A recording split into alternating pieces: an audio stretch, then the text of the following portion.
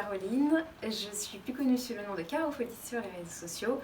Ici on parle surtout de tricot, de crochet, d'art du fil en général, de tissage. Je vais vous parler aussi aujourd'hui un peu de cardage, de toison notamment. Donc voilà, on parle surtout de fil en général et de ce qu'on fait avec.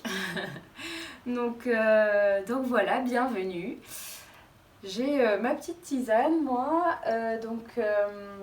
Là, ça va être un podcast tout à fait habituel dans lequel je vais vous montrer donc, mes projets terminés.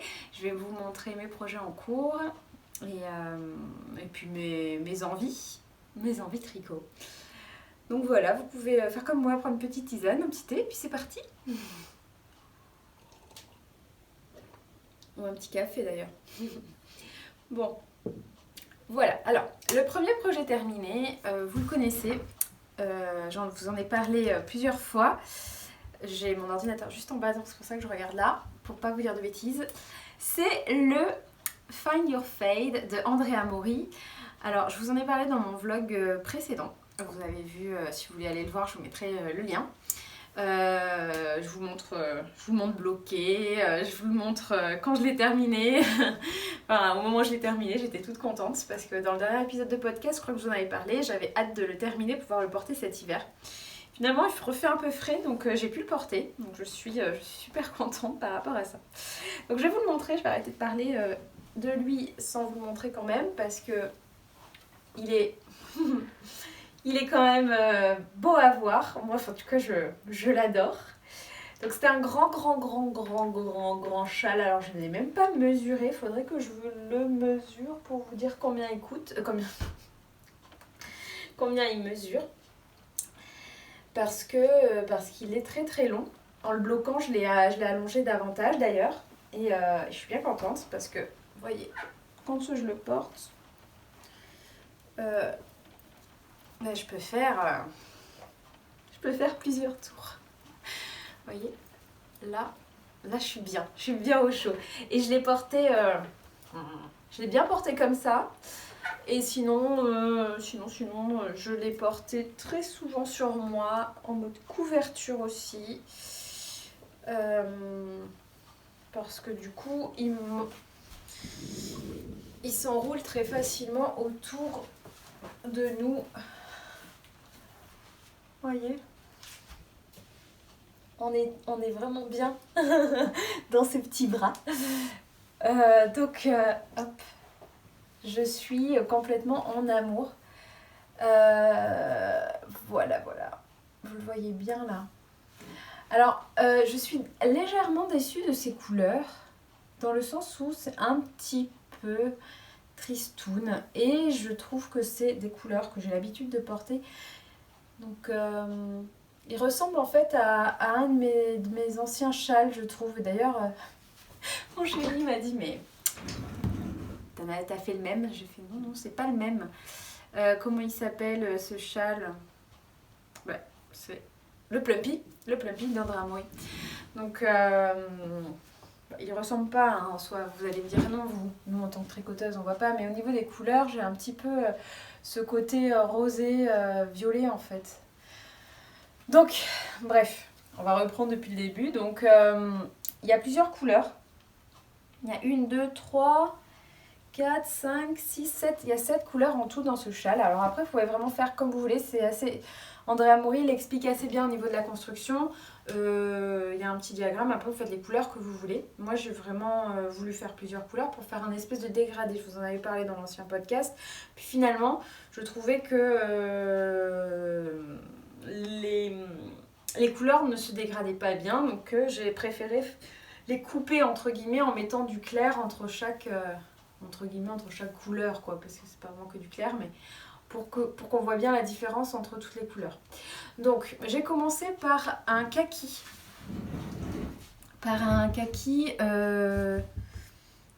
Attendez que je vous dise pas de bêtises. Le kaki, c'est un kaki d'alpaga, de drops. Alors c'est que de la drops. Alpaga et Nord. Oui. Donc, le kaki, c'est de l'alpaga. Je Je vous mettrai dans mon article de blog toutes les infos. Le marron, c'est le nord, la nord. Ensuite, on va sur du beige. Ça, c'est de l'alpaga. Le rouge, c'est un petit... un rouge qui... un mix, voilà. Un color mix. Donc, vous voyez, peut-être... Il y a plusieurs couleurs. Il y a du bleu et du orange aussi. Voilà. Ensuite, vous avez du beige un peu plus clair. Là, c'est de l'alpaga aussi. Du rose clair. Alpaga également. Et à la fin, l'espèce de corail, là, c'est nord. C'est la nord. Il en fallait vraiment très peu hein, de corail. On est sur la fin du châle, donc il en fallait très peu. Au niveau de la construction, on commence par le kaki, par la pointe. Et, hop, je vais le prendre à l'endroit peut-être pour vous. Donc on fait la pointe et puis on a du point mousse et on augmente au fur et à mesure pour former ce triangle. Après vous avez, c'est toujours la même chose, hein, vous avez ce point fantaisie là avec des jetés et ensuite des petites rayures pour changer de couleur. Le point mousse, le point fantaisie. Qu'est-ce que c'est que ça? Bon. Alors, je n'avais plus de batterie, ça a coupé, je ne sais plus où est-ce que j'en étais. Je vous disais que la construction du coup était la même. Donc on a le point, le mousse, les jetés et puis les rayures pour faire ce changement de couleur. Et donc au fur et à mesure, on augmente de chaque côté pour faire un grand triangle. Et à un moment donné, on arrête d'augmenter d'un côté. Voilà, on arrive vraiment là au maximum. Bah, c'est à partir de la couleur rouge là. On arrête d'augmenter. Ça se voit à ce niveau-là, vous voyez. Hop. Alors que là, ça continue. Vous voyez. Peut-être si je me... Voilà, attendez.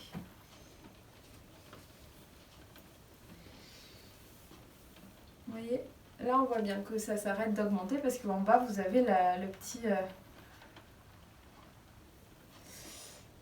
pointe. Donc voilà.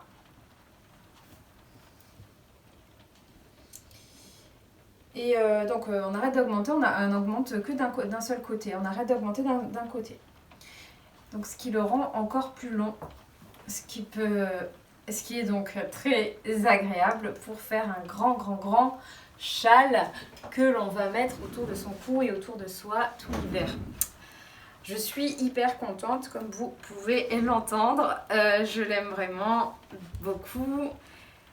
On verra sur la longueur comment vieillit le fil. De mémoire, j'ai pas d'expérience avec le fil alpaga de Drops, donc on va voir.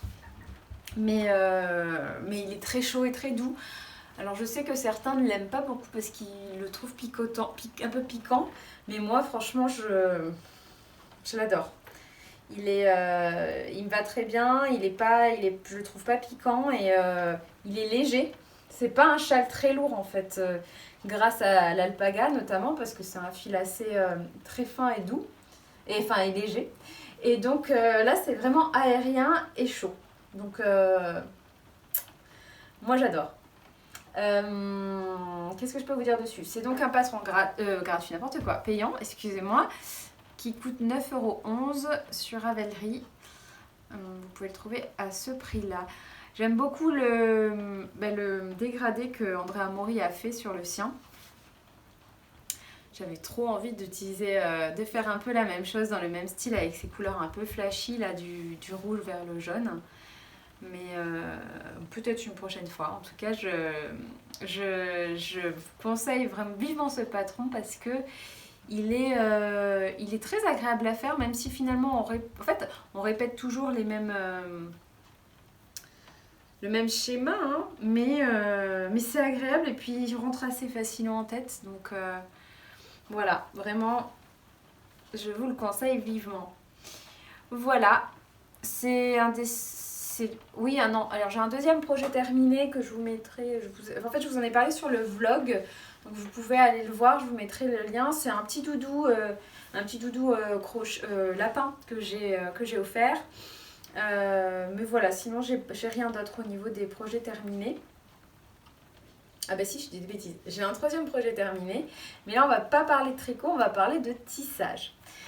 Donc ça fait partie d'un deuxième point. Je vais vous le mettre plus tard. Là, je vous en parlais encore tricot juste et après je parlerai de tissage. Comme ça, on mélange pas tout. Donc le doudou lapin, c'était de la couture. Et ça, du coup, je vous en ai parlé davantage sur le vlog. Donc je vous invite à aller voir. Bon, la couture, hein. J'ai juste fait une tête de lapin en couture, hein. C'est pas la folie, mais en plus j'ai raté, donc ça vaut le coup d'aller voir cette vidéo. Donc au niveau du tricot, j'ai toujours mon poncho Bergère de France, là, je vous avais parlé la dernière fois, qui est toujours en cours. Il est toujours pareil, je ne l'ai pas avancé, je ne l'ai pas touché. Je l'ai quand même pris, en plus je suis partie quelques jours et je l'ai pris au cas où, mais non, je ne l'ai pas touché. Il faut absolument que j'essaye de m'y remettre. Pourtant j'en ai envie, hein. Je vous en ai parlé la dernière fois, je ne vais pas en reparler, mais voilà. Mon deuxième en cours, oui du coup, mais pour moi j'ai un peu que celui-ci. C'est le Lace and Fade Boxy de Rory Locatelli. Je vous en ai un peu parlé dans le vlog. Dans le vlog dont je parle depuis tout à l'heure là. Je vous l'ai montré, mais là du coup je vais vous le remontrer. Donc, on va peut-être le montrer dans ce sens, ça verra mieux. Voilà. Donc ça, c'est le pull de Rory Locatelli. Alors c'est son fameux boxy. Je ne sais pas si vous connaissez ce modèle. C'est un pull qui est très large et qui a des petites manches et qui fait un petit peu un pull large avec des petites manches. C'est le boxy quoi, c'est le style boxy. Et j'aime beaucoup, ça fait longtemps que j'ai envie de m'en tricoter, hein, puisque bon, je l'ai jamais acheté son patron et je me dis ah tiens c'est sympa, un jour je le ferai, en plus il existe elle l'a fait je crois en fingering et aussi en déca, si je dis pas de bêtises. Et là elle l'a sorti avec le lace en plus, là du coup le petit motif en dentelle. Et je me suis dit bah tiens c'est super joli ce motif en dentelle. Prends-le, comme ça tu auras la base du boxy que tu pourras faire avec dentelle ou sans, tout en fingering tout le long. Donc voilà, je me suis lancée et là pour commencer, je me suis lancée sur celui avec la dentelle parce qu'il est quand même très joli et pour le printemps, je trouve ça très très sympa. C'est un modèle, c'est un projet dans lequel je me suis lancée avec Mélanie, je vous l'ai dit dans le vlog, du blog à l'ombre du cactus. On s'est lancé toutes les deux dans ce projet, un petit cal à deux. Et du coup c'est plutôt très agréable, en plus d'être à deux dessus. Moi, ça m'a motivée à me lancer dedans. Donc voilà. Alors, pour vous parler du projet concrètement, c'est un pull qui se tricote du haut vers le bas. On commence à tricoter un côté. On le met en attente, on tricote l'autre côté et ensuite on rejoint les deux côtés. On est à ce niveau-là, niveau du dos. En fait, on commence par le dos. On tricote tout le dos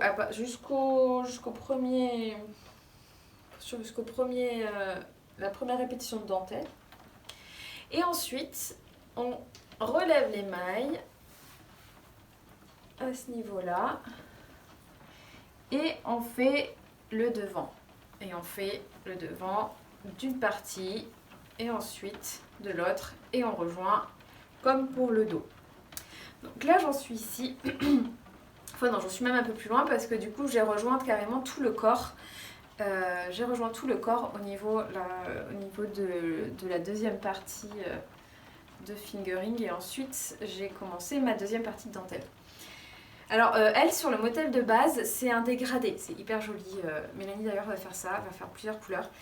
Moi j'hésitais mais finalement j'ai utilisé le film Le chat qui tricote, le fil féline du chat qui tricote que j'avais acheté à Aix En fait, mes parents vivent dans le sud de la France, à côté d'Aix, et donc quand je suis rentrée, cet été je crois, j'y suis allée avec mon frère et j'ai mis 1000 ans pour choisir ce que je voulais et j'ai finalement craqué.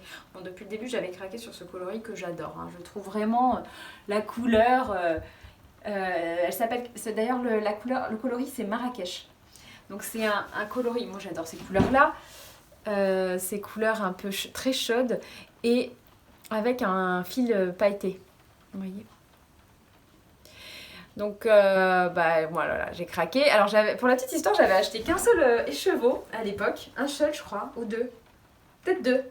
Oui, j'en avais acheté deux. Et avec 2 écheveaux, je savais pas si j'avais assez de fil pour faire un projet. Nanana. Je disais à mon frère, oh, faudrait peut-être que tu retournes à la boutique, m'en acheter un autre. Mais je sais pas. Bon, bref, j'ai laissé. Et j'y suis retournée, je sais plus quand. Et j'ai acheté mon 3e écheveau. Alors, c'est pas le même bain, mais c'est pas très grave, on va voir. Là, je commence avec mes 2 premiers écheveaux, on verra si c'est pas le même bain. Donc voilà pour la petite histoire. Et comme on était à Rennes, n'importe quoi, je mélange tout. Non, on était à Aix. Il y a la nouvelle boutique Sauce Train Green qui avait ouvert à l'époque. Et donc, on en a profité pour faire un petit tour. Et j'ai trouvé le film OR chez eux. Donc, c'est un film OR qui est un petit peu rosé, vous voyez, qui va très bien avec le fil finalement, avec ce fil rose. J'avais hésité parce que j'avais un kit silk comme ça là, un peu beige rosé, et lui il est plus blanc. Vous voyez la différence? Plus blanc qui tire vers le beige, bon c'est très léger. Hein. Puis finalement, je me suis dit, allez, je pars, j'avais acheté cette couleur. J'avais acheté ce mohair pour aller avec ce fil-là pour faire ce pull. Donc voilà, je me suis dit, bon, allez, j'avais ce projet en tête, va jusqu'au bout, Caroline. Donc voilà, je suis partie sur ce projet-là. Et je ne regrette pas, c'est vraiment très joli les 2 couleurs ensemble. Enfin, c'est un plaisir à voir. À tricoter, pas du tout. Je déteste tricoter le mohair, je déteste, je me prends la tête.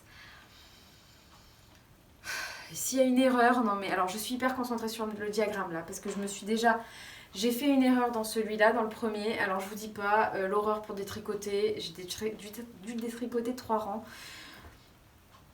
Donc là, je me concentre et je regarde et je vérifie au fur et à mesure si j'ai pas fait de bêtises, si mon jeté il est bien au bon endroit, etc.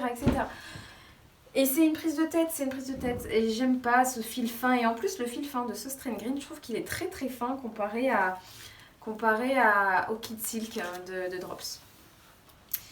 Et j'ai peur qu'il casse, tu vois. À des moments, je suis à la limite, je me dis, oh là là, il va casser.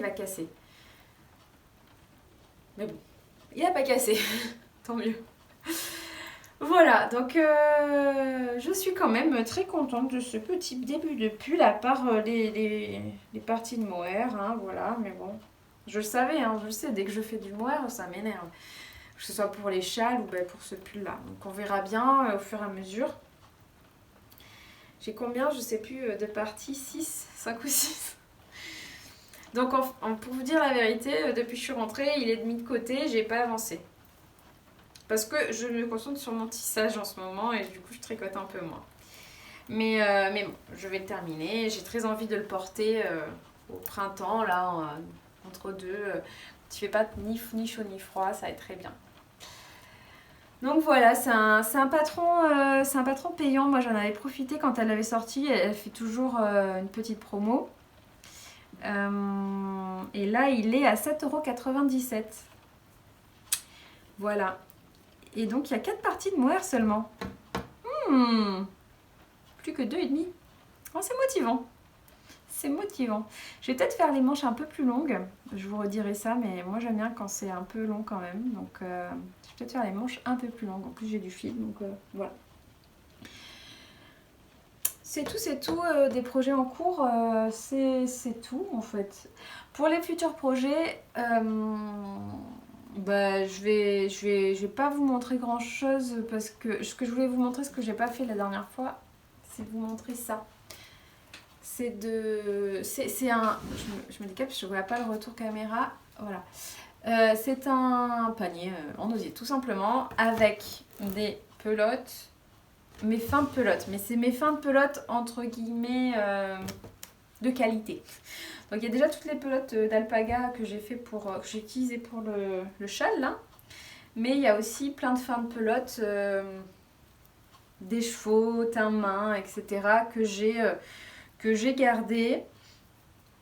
Je saurais même plus vous dire qui, quoi, quand,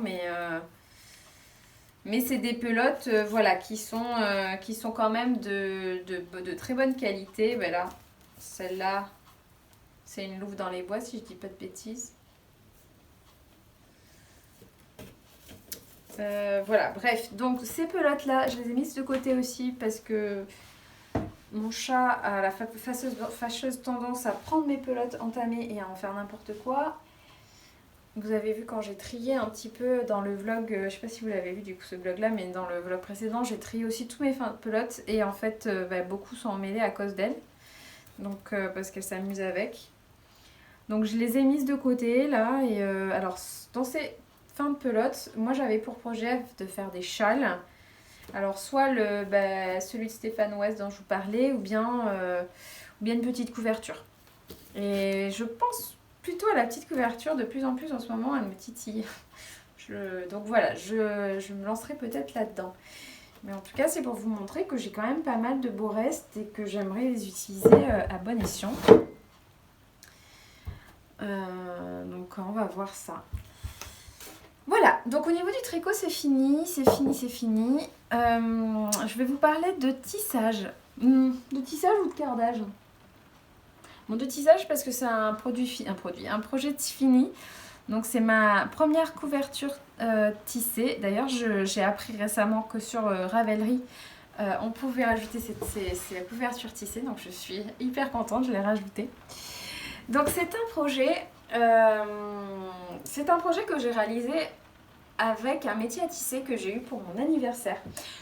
Je suis en train de vous monter une vidéo dans laquelle je vous parle de A à Z de ma construction de couverture.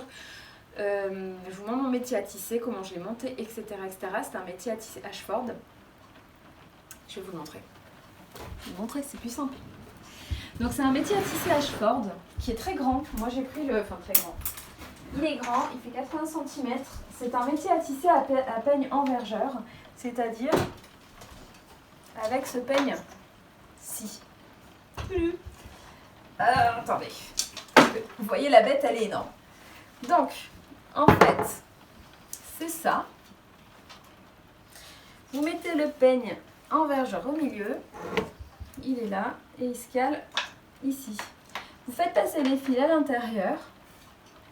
Et comme ça, vous pouvez tisser votre couverture tranquille, bilou, avec, parce que du coup, le peigne vous mettez en bas ou en haut et ça vous ouvre les fils pour passer votre navette dedans et donc vos fils dedans et tisser votre couverture.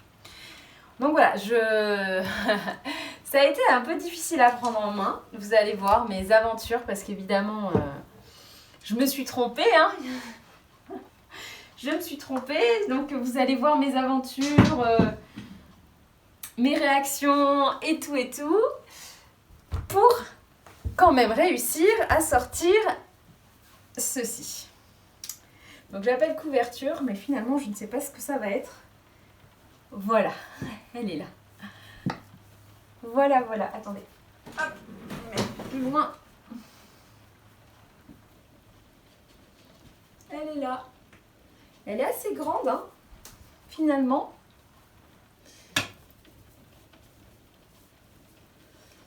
Voilà. Je vous la montre. Alors, c'est une couverture tissée qu'avec des restes. Donc, c'est les restes que je vous montrais dans le vlog. Bon, il y a autant de... Je sais même pas si je l'ai vraiment vidé. Hein. La boîte que je vous ai montrée dans le vlog, elle est encore pleine. Hein. Bon, bref. Je vais devoir faire beaucoup de couvertures pour la finir. Bon, déjà celle-là, je la trouve trop jolie. Alors, elle est pleine de défauts. Hein. Elle est vraiment pleine de défauts. On peut en voir, peut-être vous la voyez. Alors, vous les voyez, mais je me suis trompée à des moments. Mais je passe entre deux fils au lieu d'un. Enfin, voilà. Mais c'est pas grave. c'est... Bah tiens, celui-là par exemple. Voilà, celui-là, il est... Ce fil-là, je ne sais pas ce qu'il fait. Hein, il est complètement pas du tout à sa place. Mais bon, donc c'est une couverture qui peut se porter comme ça. Je peux l'utiliser aussi en écharpe finalement. Hein. Ça peut être une écharpe. Mais en soi, je pense que je vais la garder en couverture pour la mettre en nappe dans mon salon ou ici, je sais pas trop, mais je pense que je vais la garder en nappe. Donc voilà. Mais je l'adore, mais je vais en faire d'autres en fait. En fait, j'avais pour projet d'en faire plusieurs et de les coudre. Alors peut-être que je vais faire ça pour faire un grand plaid.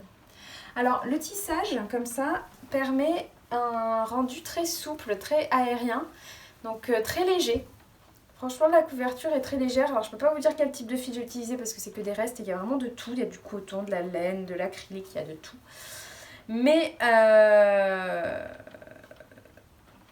voilà, c'était hyper agréable à faire. Moi, je me suis éclatée.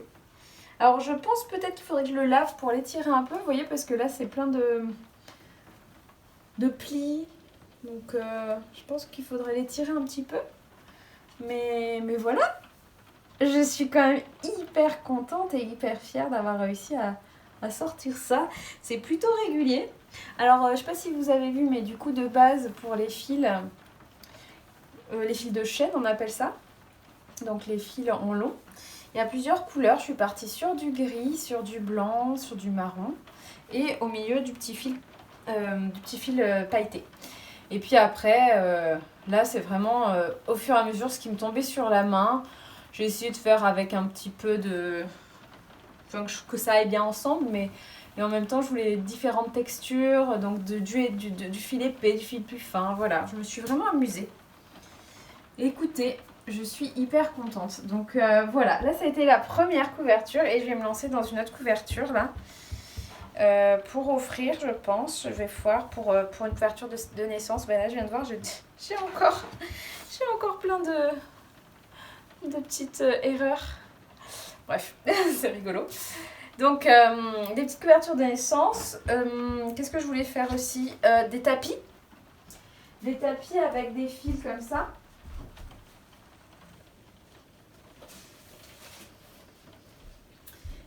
Alors, j'avais acheté ça chez Hobby. Et donc, je me suis dit que ça pouvait être pas mal aussi à tisser. Moi, c'était pour crocheter, mais c'est la Ribon. C'est du 100% coton. Donc, moi, c'était pour faire des paniers.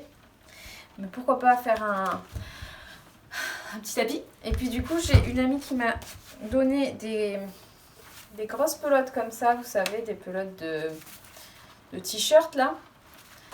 Il y en a beaucoup chez Noz. Je ne sais pas si vous avez des magasins Noz chez vous. Mais on en trouve pas mal. Elle les avait achetés là-bas, elle m'a dit. Donc, mais elle n'en fait rien. Alors du coup, je me suis dit que ça serait pas mal en tapis de bain, vous voyez. Tissé. Alors, soit crocheté, mais tissé, pourquoi pas. Donc voilà, j'ai plein de petits projets comme ça. On va voir jusqu'où je vais. Et je vous montrerai tout ça. Si ça vous plaît, le tissage, n'hésitez pas à me dire en commentaire. Parce qu'en fait, là, je tente, mais peut-être que ça vous attire pas du tout. Alors, sachez que je débute complètement. C'est ce que je vais vous dire aussi dans la vidéo. Donc là, c'est vraiment un point de base au tissage. Hein.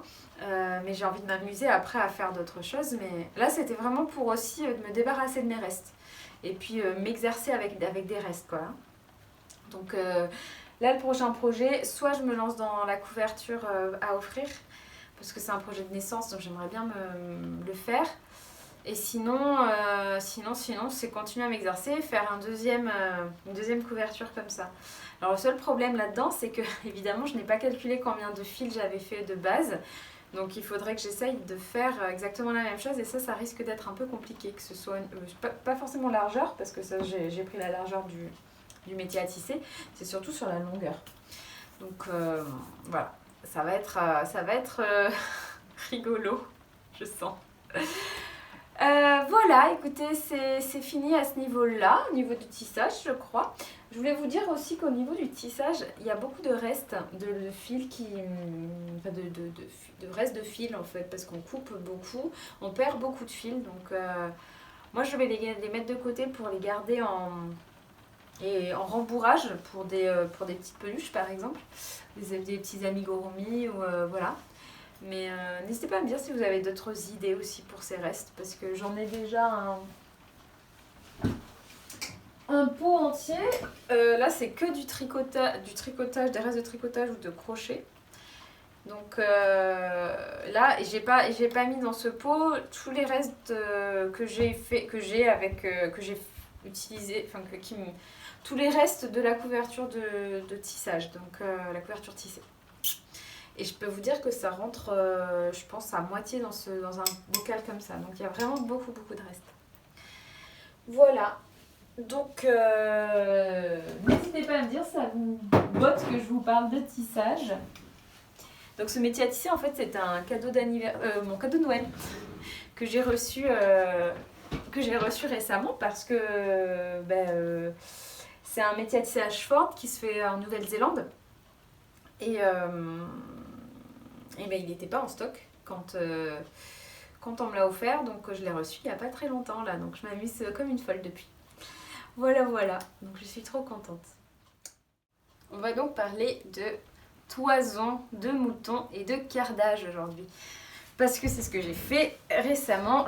Je vous ai préparé un vlog à ce sujet de tri de toison et de cardage. Je vous amène avec moi dans mon tri et dans mon cardage de toison.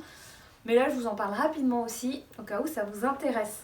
N'hésitez pas à me dire d'ailleurs en commentaire si vous aimez bien le fait de parler de toison de mouton. Sinon, je ferai des vlogs spéciaux parce que si vous êtes vraiment plus intéressé par le tricot, voilà. Pareil pour le tissage, n'hésitez pas à me dire. Donc voilà, donc moi ce que je fais en ce moment, c'est que j'ai récupéré des toisons de mouton que je trie, que je nettoie, que je carde et que je file. Et l'objectif après, ce serait de les tisser ou de les tricoter. J'ai des petites idées en tissage, donc c'est pour ça aussi que je m'entraîne avec mes restes. Donc j'ai récupéré des toisons de mouton d'Ouessant, donc principalement marron et blanc. Là, je vais vous montrer, cette semaine, je me suis concentrée sur de la toison blanche. Et donc, je vais vous montrer ce que ça donne. Ça donne ça. La toison, de base, vous allez voir dans mon vlog, c'est tout cracra. En fait, c'est les cheveux des moutons, hein. Donc un mouton ne prend pas de douche, ne se brosse pas les cheveux. Donc voilà, ça peut être assez sale. Donc il y a tout un travail de tri qui est très long, où on enlève tout ce qui se trouve dans la toison, toutes les petites bébêtes, les morceaux de crotte et surtout les morceaux de paille, hein. C'est surtout ça le pire, parce qu'il y en a vraiment partout, là vous voyez. Il y en a encore dans ma toison, là, surtout quand elle est blanche, parce que du coup on voit beaucoup plus que quand elle est marron. Donc voilà, il y a tout un travail de tri qui est très long. C'est vraiment fastidieux. Et après, je la lave. Et ensuite, je la carde. Carder, ça veut dire peigner la laine. On carde, il y a différentes façons de carder. Soit avec des cardes à main, comme ça. Ce qui est noir dessus, c'est de la toison de mouton. Donc, les cardes à main, ce sont comme des grosses brosses pour chiens. Je ne sais pas si vous avez des chiens, mais ça ressemble un peu à ça, ou pour chat. Et en fait, on va mettre la laine dessus, la toison, et on va faire comme ça. On va la brosser avec ces cartes. En gros, c'est pour transformer ça. Donc la toison, bon là c'est la toison, elle est propre, elle est lavée. En cheveux. Alors attendez. Avec les cardes, on va plutôt faire des petits roulags. Ça s'appelle comme ça, c'est des roulags, donc des petits saucissons comme ça, qu'ensuite on va filer. Donc vous voyez, quand on file, on va le tirer comme ça et on va les filer. Donc c'est pour transformer ça en ça. Ok? On appelle ça des roulags.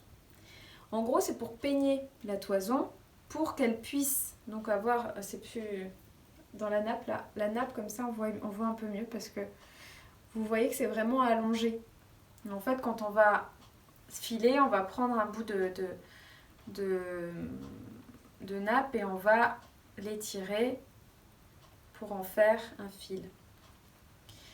Donc, cette barbe à papa ou ce nuage a été fait, c'est la différence vraiment entre ça et ça. Ça, c'est de la carde et ça, c'est avec du coup une carde à rouleau. Donc, pour carder, vous avez les cardes à main ou bien des cardes à rouleau. Les cardes à main, c'est sympa pour faire des petits projets et faire des petits roulags. Au début, j'avais que ça, donc j'ai fait des milliers de roulags. Des milliers de roulags, mes bras, ils le savent. Parce que de faire des roulags, je peux vous dire que ça fait les bras. Bon, ils sont toujours aussi petits, mes bras, hein, j'ai pas pris de muscles. Mais j'en avais vraiment marre. Et je me suis fait un auto-cadeau d'anniversaire. Je me suis acheté une carte à rouleau. Donc, la carte à rouleau, je l'ai prise. En fait, j'ai cherché sur le Bon Coin. Je n'en ai pas trouvé. C'est vraiment très très galère de trouver des cartes à rouleau, deuxième, seconde main. J'ai vraiment cherché pendant des mois et des mois et des mois. Et puis là, bon, c'était mon anniversaire, je me suis fait plaisir. J'avais mis de côté. Je vais vous montrer.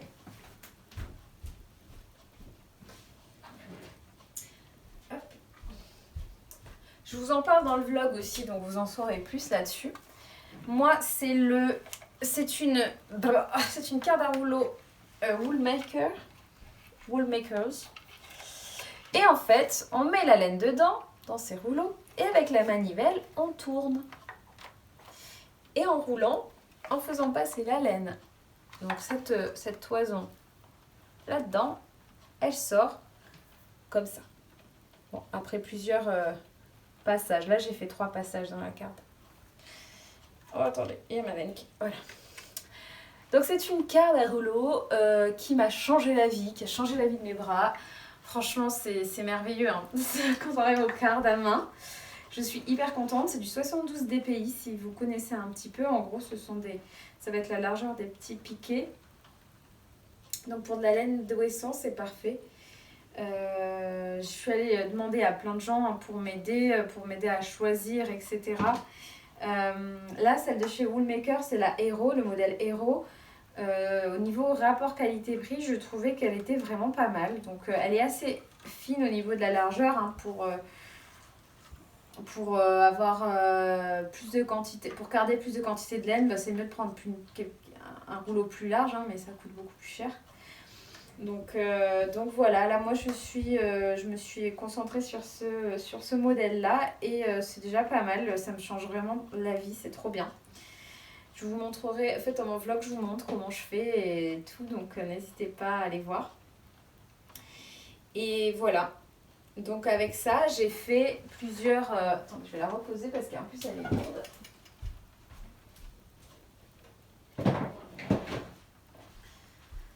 J'ai fait plusieurs petits nuages.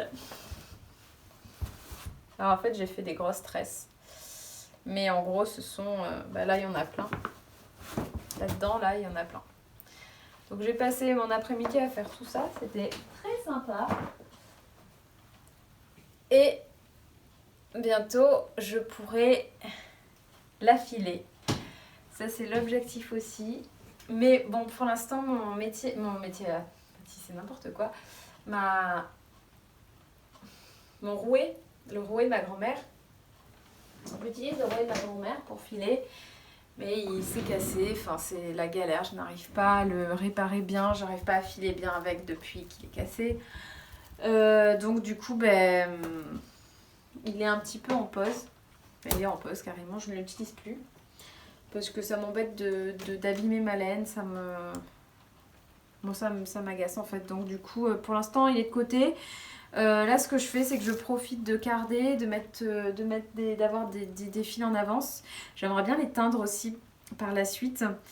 Et puis après, quand j'aurai réparé le rouet, je pourrai l'utiliser. Et puis voilà, écoutez. Je crois que c'est tout. c'est tout. En fait, l'été, je vais surtout m'avancer dans le tri des toisons. C'est surtout ça que je voulais dire, parce qu'en fait, le tri des toisons, faut faire ça dehors, parce que c'est tout sale. Donc, il vaut mieux faire ça dehors. Et donc, cet été, là, je vais en récupérer d'autres. Et donc, je vais m'amuser à les trier. Même si, en général, je préfère vous conseiller de ne pas trier si vous n'en avez pas l'utilité parce que comme c'est... Vous allez garder la lanoline, vous allez garder donc le gras, et puis la saleté va faire que les bêtes vont pas l'attaquer, vont pas attaquer la toison, alors que quand c'est propre, bah, du coup, voilà, les mites peuvent venir, etc. Donc vraiment le mieux c'est de garder la toison brute pour ne pas, pour la garder longtemps. Mais là, comme moi, mon objectif c'est de la filer quand même.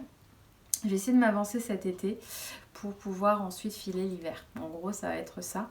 Parce que là, du coup, l'hiver, quand il fait moche comme ça, moi, j'ai pas d'endroit où je peux trier tranquillement à l'abri. Donc voilà. Et puis là, juste pour finir aussi, ça permet le cardage de bien nettoyer une nouvelle fois. En fait, la toison, quand je vous disais qu'il restait encore des petites brindilles dedans, mais en fait, le cardage fait qu'on fait tomber pas mal de brindilles encore. Et ça, c'est bien parce que surtout quand c'est clair comme ça, oh, c'est très agaçant de voir toutes ces brindilles. Donc voilà, écoutez, j'en ai fini. Je crois que j'ai tout... je vous ai tout raconté, tout ce que je devais vous raconter sur tout ce qui est créatif. Donc je vais vous laisser. Je vous souhaite une belle journée ou soirée selon quand vous regardez le podcast et je vous dis à bientôt.